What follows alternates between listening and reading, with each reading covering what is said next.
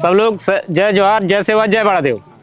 हमारे गांव घर में आदिवासी बहुमूल क्षेत्र है, जो कि हमारे जंगल विभाग से तालाब बन गया, जगह जगह तालाब। इससे हम लोगों को गाय बैल बछड़ों को पानी पिलाने के लिए सुविधा हो गया। चेक डैम बन गया, नर्सरी बन गया, जंगल सब इतना हमको लाभ हो रहा है, क्योंकि हमारे गांव घर के काम भी मिल गया और अगल बगल जो भी कुएं पानी बहुत नीचे था वो भी ऊपर आ गया।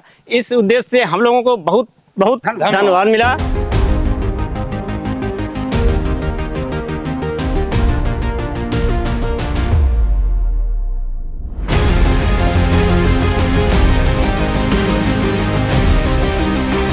मेरा नाम राम भवन यादव, ग्राम डोंगरी के निवासी हूँ।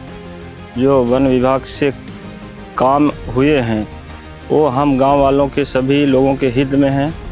और जो कि पहाड़ से पानी जाता था हम लोगों के खेत में, और हम लोगों का खेतों को सब कोड़ खन के बहा के ले जाता था। उससे हम लोगों का बचत हुआ। जो भी जंगल वन विभाग से बंधा कैलकुलेशन का कार्य हुए हैं, चेक डैम वगैरह जो भी हैं, उससे हम लोग गांव वालों को सबसे बहुत बढ़िया सुविधा मिला, जिससे पानी का स्तर ऊपर आया।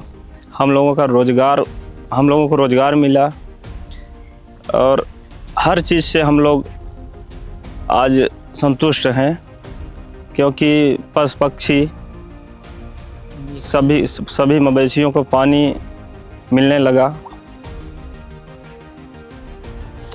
मैं प्रदीप सिंह, वन रक्षक, बीट गार्ड धनगढ़, वन प्रक्षेत्र माड़ा, वन मंडल सिंगरौली का कर्मचारी हूँ।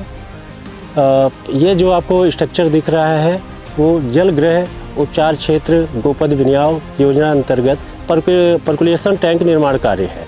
इसको बनाने का मुख्य उद्देश्य है वर्षा के जल को एकत्रित करना और ग्रामीणों को पेयजल की व्यवस्था करना, साथ में मवेशी हैं उनको पेयजल की व्यवस्था कराना, और जो जल स्तर को गांव में जो कुआं है जो आए दिन 2-3 महीने 4 महीने जनवरी तक सूख जाते हैं, उन कुओं को जल स्तर बढ़ाना, ग्रामीणों को रोज़गार देना जिससे उनके आय का स्रोत बढ़े। और जो जिस नाले पे ये हमारा पर्कुलेशन टैंक का स्ट्रक्चर बना हुआ है, उस नाले को रोकना जिससे उसका कटाव भी कम हो और 12 महीने यह नाला जीवित अवस्था में रहे। जीवित रहे मतलब ये पानी का बहाव 12 महीने चलता रहे। इसका मेन उद्देश्य पर्कुलेशन टैंक निर्माण का यही है। नमस्कार, मेरा नाम पंकज कुमार गुप्ता है। मैं वन रक्षक पद पे पदस्थ हूँ, वन प्रक्षेत्र माड़ा और वन मंडल सिंगरौली। ये हमारे पीछे ये लूज बोल्डर चेक डैम का कार्य हुआ है। ये कैट परियोजना, कैचमेंट एरिया ट्रीटमेंट, गोपद बिनियाव नदी में ये कार्य हुआ है।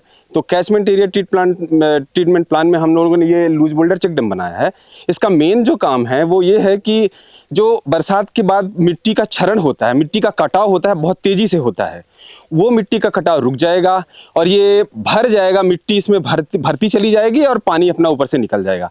तो ये मेन उद्देश्य इसका होता है कि जो जल स्तर हमारा और नीचे का जल स्तर भी बढ़ जाएगा, जो हमारा भू जल स्तर है वो भी बढ़ जाएगा और मिट्टी का कटाव भी रुक जाएगा।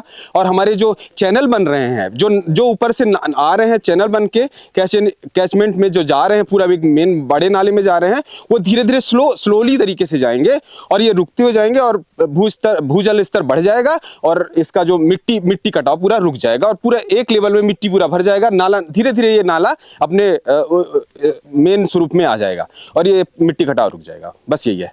यह गेवियन स्ट्रक्चर निर्माण कार्य है।